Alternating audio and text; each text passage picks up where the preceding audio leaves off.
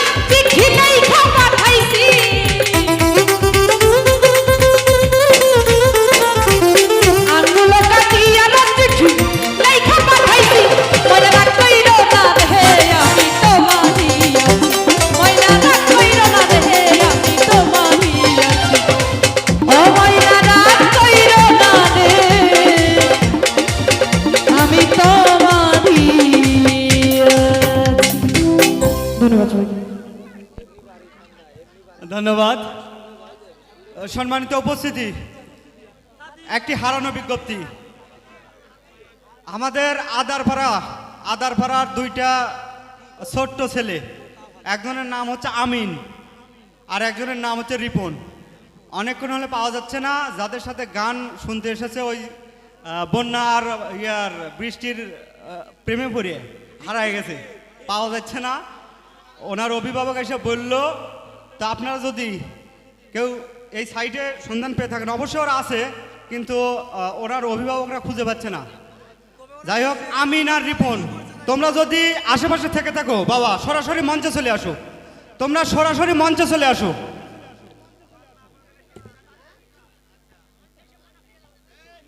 হ্যাঁ, আচ্ছা, আপনাদের কি ডেট হচ্ছে?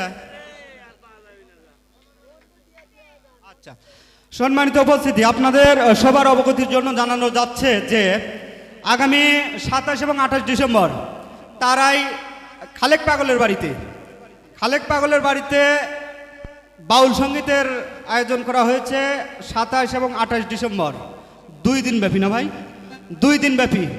তো অনেক ভালো ভালো শিল্পীবৃন্দ সেখানে আসবেন। আপনারা সবাই সবান্ধবে আমন্ত্রিত, আপনারা সবাই আমন্ত্রিত। ধন্যবাদ। তো আমি যেটা বলছিলাম হারানোর বিষয়ে, আমিন এবং রিপন, আদারপাড়ার আমিন এবং রিপন যদি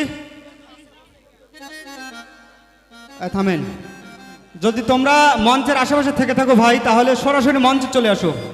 এ পর্যায়ে আবারও গান মঞ্চে আসছেন এখানকার সর্বকনিষ্ঠ শিল্পী প্রিয় আপু সাদিয়া সরকার।